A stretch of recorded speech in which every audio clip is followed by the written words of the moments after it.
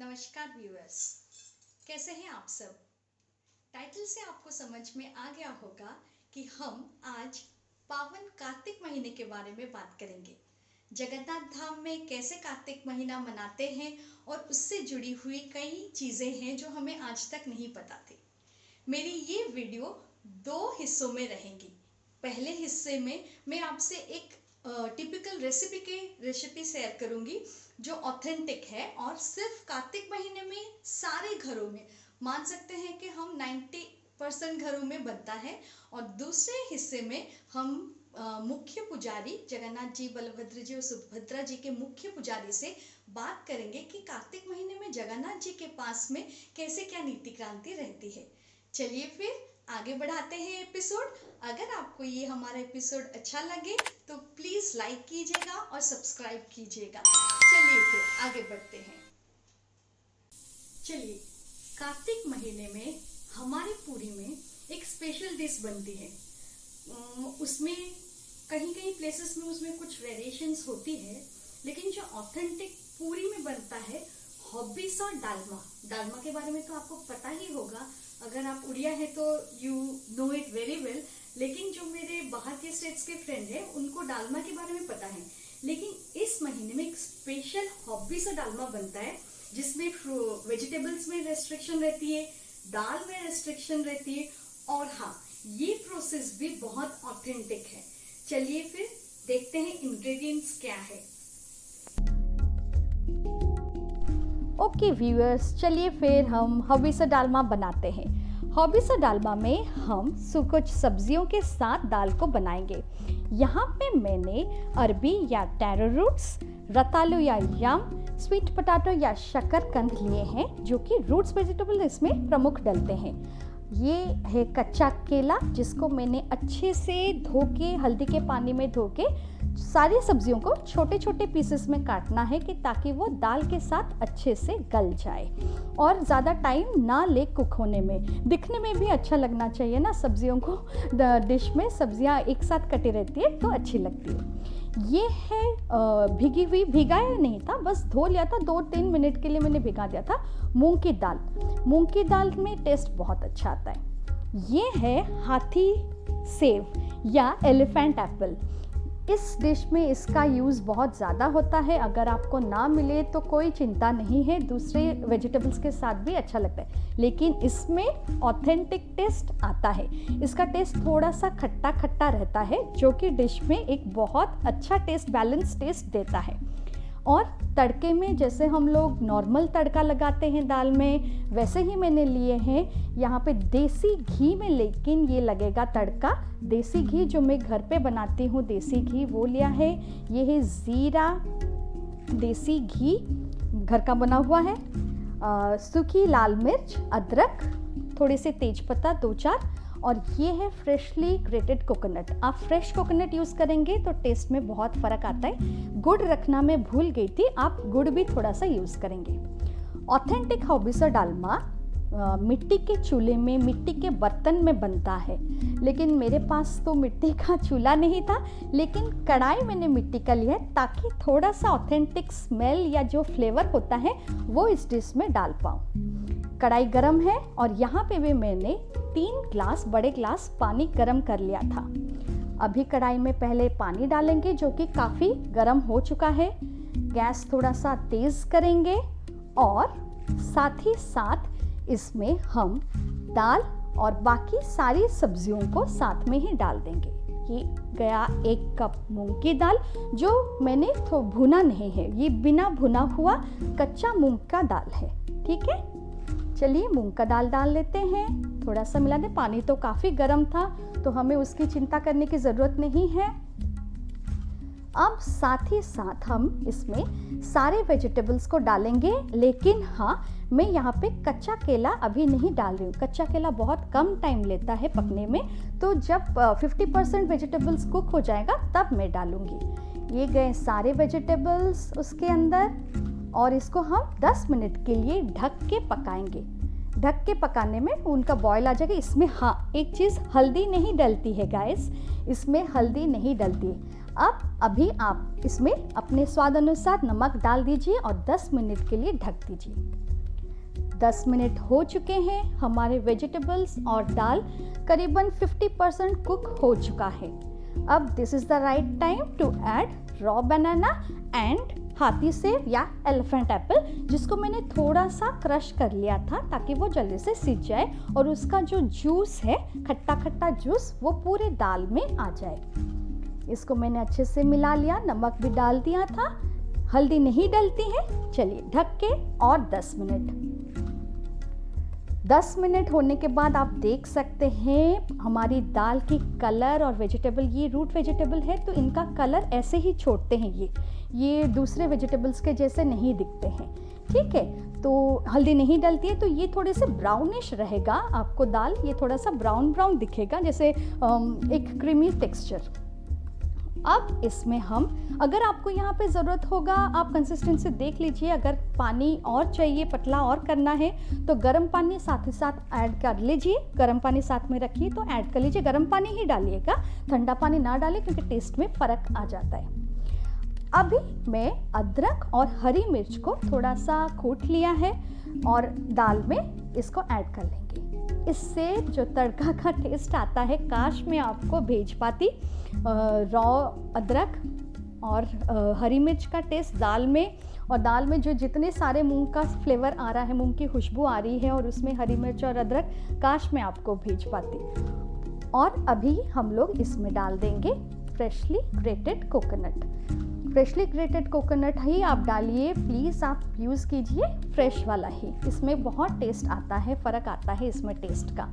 चलिए फिर इसको 1-2 मिनट के लिए और ढक के हम पकाएंगे और उसके बाद बस 1-2 मिनट के बाद इसको थोड़ा सा इसमें हम लोग तड़का डालेंगे और तैयार करेंगे। लेकिन उसके बीच में एक सीक्रेट है, वो भी मैं आगे बताती हूँ। ये 2 मिनट के बाद, मैंने 10 मिनट नहीं रखा था गाइस, ये 2 मिनट के बाद एकदम जो परफेक्ट कंसिस्टेंसी होती है उसमें आ गया है। जो सीक्रेट है वो अब डालते हैं। जी हाँ, ये है गुड़, देसी गुड़, उसके 2-3 डल्ले डाल दीजिए तो इसमें बैलेंस आ जाता है कि हमने जो हाथी सेब डाला था उसकी खट्टाई और बाकी वेजिटेबल्स की जो है नारियल की मिठाई, और ये गुड़ का टेस्ट उसमें बहुत अच्छा फ्लेवर लाता है। तड़का पैन हमारा रेडी है। मैं यहाँ पे 3 बड़े चम्मच अपने देसी घी डाल रही हूँ। ये घर का बना हुआ है, बाजार का नहीं लेती हूँ मैं। ज़ीरा, लाल मिर्च अपने हिसाब से मैं 1 ही डालूंगी। तड़का रेडी है और आप इसी के साथ में ही आप तेजपत्ता 2-3 तोड़ के डाल दीजिए, उसका बहुत अच्छा फ्लेवर आता है। प्लेट रेडी रखिएगा ताकि जब हम छौंक डालें उसकी सारी खुशबू उसके अंदर इंटैक्ट रहे और जब आप प्लेट खोलेंगे तो वो खुशबू आपको और ज़्यादा भूख बढ़ा देगी। ठीक है, चलिए गाइस, कंप्लीट है सात्विक हॉबीसा डालमा हमारा प्रिपेयर हो चुका है, garnished with authentic dalma masala. Yum, very yum, बहुत अच्छा था।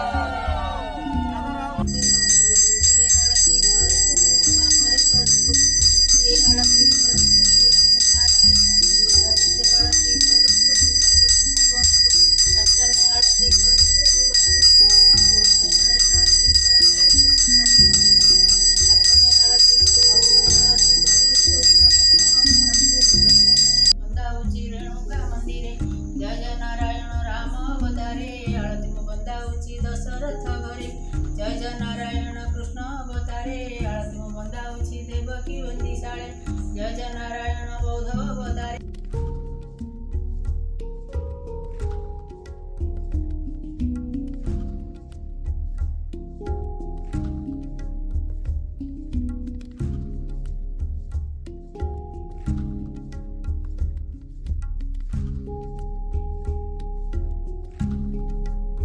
जगन्नाथ।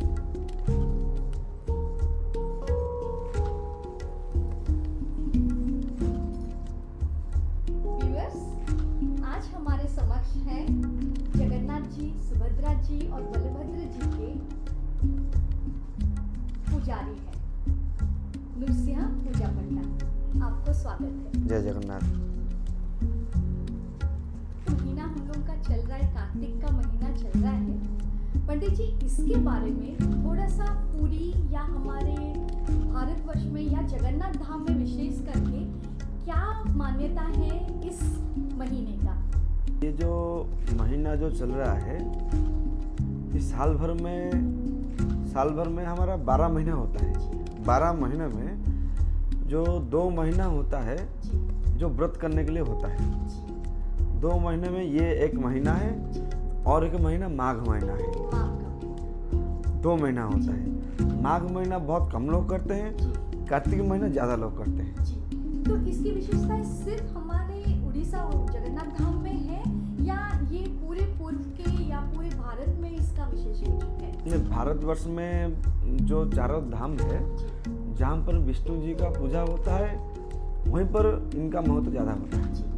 क्योंकि ये कार्तिक जो महीना है, ये कार्तिक महीना उड़िया भाषा से स्टार्ट होता है। इसीलिए उड़ीसा का जो प्राण है, उड़ीसा का प्राण है जगन्नाथ भगवान जी। इसीलिए जगन्नाथ भगवान जी के पास में ज़्यादा से ज़्यादा सब लोग आकर तकरीबन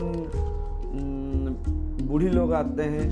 घर में साल पूरा 11 महीना जो बेटा और बहू घर का जो भी कोई आदमी आकर कुछ पैसा जमा करके कुछ मतलब संचय करके रखते हैं और 1 महीना पूरी में खर्चा करते हैं। अच्छा। ये भी एक विशेषता है ना। देखिए, जहाँ जो धर्म करने के लिए जाते हैं, अपने खर्चे से ही धर्म करते हैं, पराये खर्चे से धर्म नहीं होता है। इसीलिए ये महीने में वही विधवा लोग शायद ज़्यादा आते हैं और विधवा लोग ये एक वक्त खाकर रुकते हैं। अच्छा, एक वक्त खाते हैं। हाँ। इसकी स्पेशलिटी है कि ये पूरा महीना एक वक्त खाते हैं।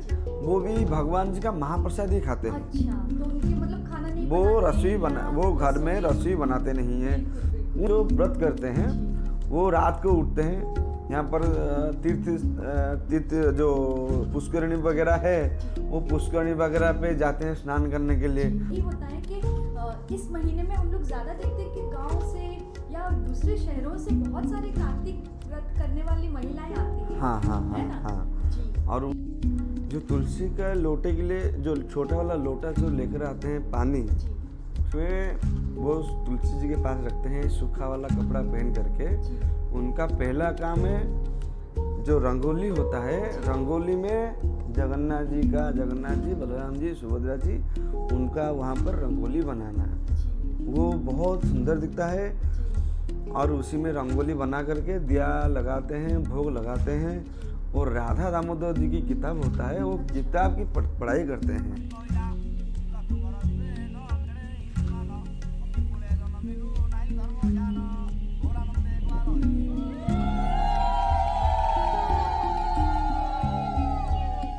और राधा दामोदर की पूजा खत्म होने के बाद में कुछ लोग नाश्ता वगैरह, चाय वगैरह जो पीना होते हैं वो पीते हैं।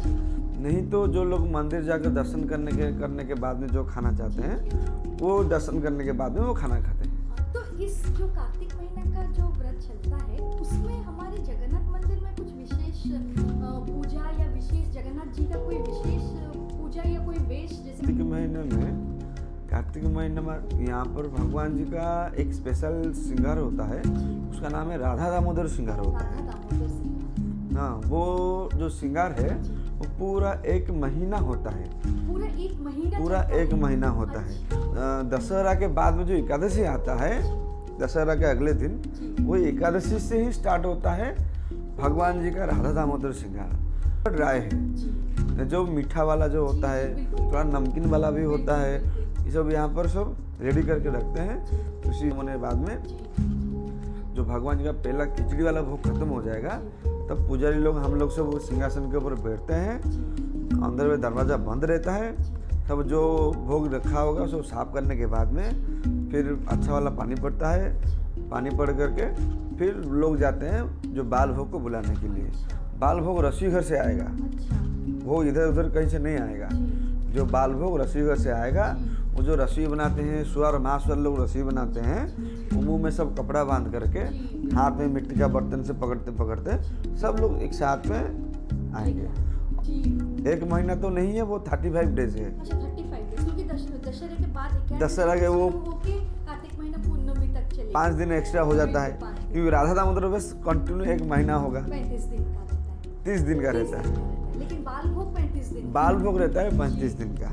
ये हमें नहीं मालूम था। हाँ, बहुत अच्छा किया आपने, इसके लिए भी थोड़ा सा हमें बताया कि ये ऐसा एक कोई स्पेशल रहता है। हाँ। अच्छा, ये तुलसी पूजा जो रहती है, ये जगन्नाथ मंदिर के अंदर भी होती है? जो नहीं, तुलसी पूजा जगन्नाथ मंदिर के अंदर में नहीं होता है, क्योंकि भगवान जी को जब तुलसी जी को जब पाया, जो तुलसी जी के साथ विष्णु जी का विवाह हुआ, क्योंकि इसी महीने में वो भी आता है, वो भी आते हैं, क्योंकि बिना तुलसी के भगवान जी का भोग कहीं पर नहीं लगेगा। हाँ, तो मतलब वो एक चमत्कार ही है, चमत्कार ही है। और इसीलिए भगवान जी के जो भी कोई भोग लगता है और जो भी कोई श्रृंगार भी होता है, मंदिर में फूल भी नहीं होगा तो कुछ तुलसी से काम चल जाएगा, काम जोर से चल जाएगा। मतलब ये तुलसी को ज्यादा महत्व दिया जाता है पूरी में। अच्छा, ये जो 5 दिन का एक व्रत होता है कार्तिक के अंत समय में, जैसे महीना खत्म होता है तो पंचक, उसको पंचुक बोलते हैं। पंचुक बोलते हैं जी। वो 5 दिन का होता है। बिल्कुल बिल्कुल। उस महीने में यहाँ पुरी में क्या है, यहाँ पर जो लोग 1 महीना नहीं कर पाएंगे, वो लोग 5 दिन करेंगे। भगवान जी के नहाने के लिए जाएंगे, जल्दी नहाएंगे तो भगवान जी दर्शन करेंगे। वो मिर्ची नहीं खाएंगे, उस मिर्ची के बदले में अदरक खाएंगे। जो व्रत करता है उसका उपवास का मतलब है खाना, भगवान जी का महाप्रसाद। ये जो जगह है, ये जगह का महत्व है खाना। हाँ, जैसे जहाँ पे होंगे तो वही तो खाना, भगवान जी का जगह है खाना, ये जगह भी है खाने का जगह है। ठीक है, आँख भर कर दर्शन, पेट भर कर भोजन। पेट भर गया तो सब संतुष्ट हो जाएगा। 1 महीना है, ये 5 दिन में जो लोग 1 महीना नहीं कर पाएंगे, वो ये 5 दिन करेंगे। 5 दिन में हो जाता है, मतलब ये 30 दिन का अगर ना कर पाए तो 5 दिन में उस लोग सेम महत्व रहता है।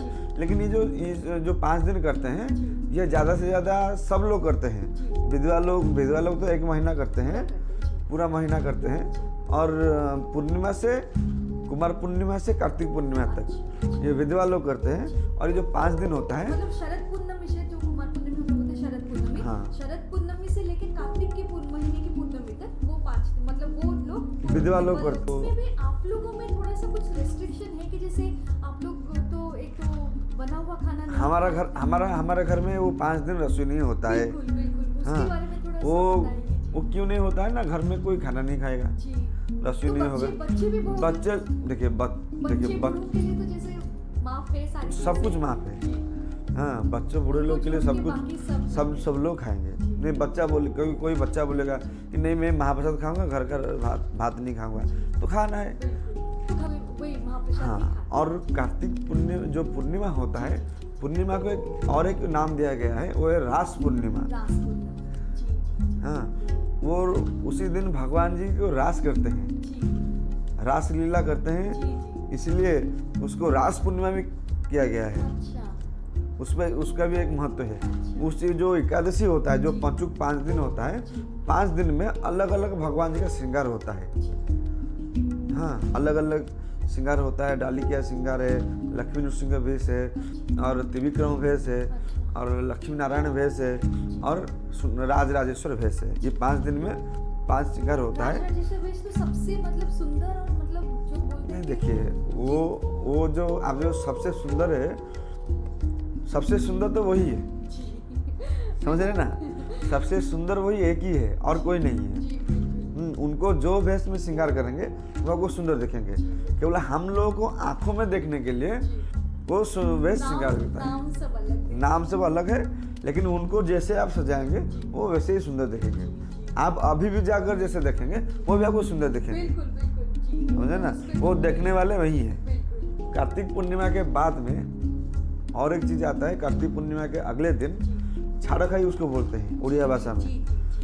छाड़ो खाई का महत्व क्या है ना, जो लोग एक महीना भर घर में बिना खाना खाए, बिना रसोई के खाना खाए, जो लोग पुरी में वास करते हैं वो पूर्णिमा के दिन वापस चले जाते हैं, नहीं तो अपने घर चले जाते हैं, नहीं तो छाड़ो खाई के सुबह भगवान जी दर्शन करते, यहाँ का सूखा भोग लेकर वो चले जाते हैं। वहाँ पर उसी दिन वो लोग भात खाते, घर में रसोई वाला खाना खाते हैं, नहीं खाते हैं, उसी दिन खाते हैं।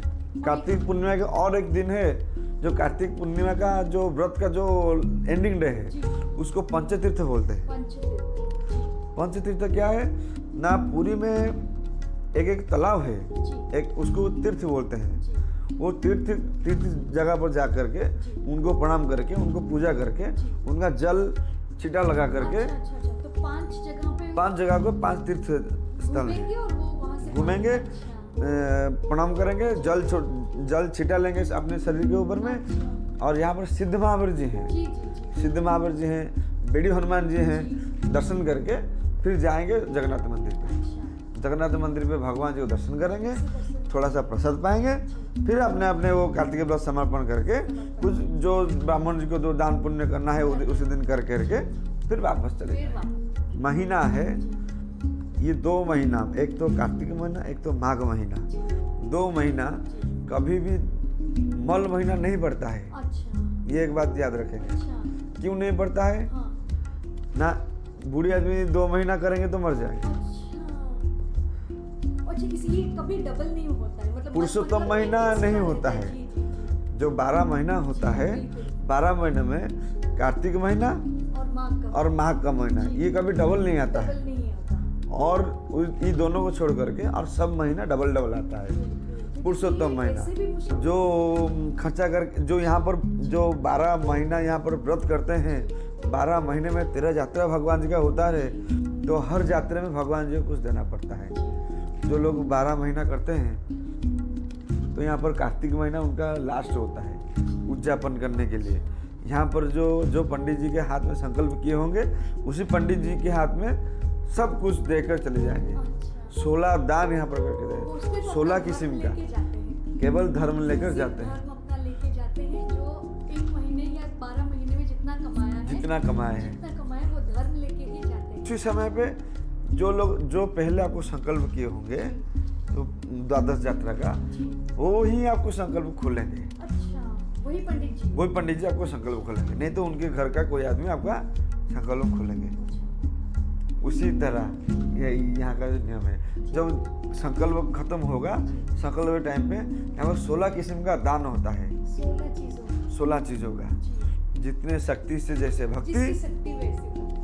हाँ, कुछ लोग जिनके पास नहीं होता है वो लोग जो 11 महीने जो कलेक्शन करते हैं, बेटा बहू अपने बेटी से, बेटी जमाई से, एक साथ में सब पंडित जी को देकर चले जाते हैं। सब एक साथ में देकर चले जाते हैं। यहाँ पर केवल धर्म लेकर जाएंगे, घर के लिए धर्म और भगवान जी का प्रसाद लेकर अपने घर में जाते हैं।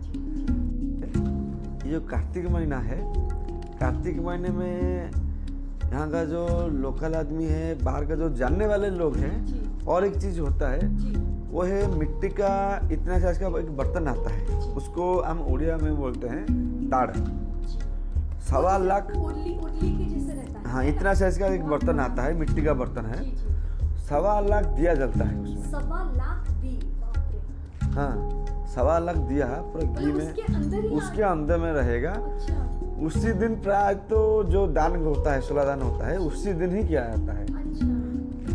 जैसा घर में शादी करना जैसा है, ऐसा बच्चा लोग का जनेऊ करना जैसा है, जन्मदिन करना जैसा है, एक काज होता है।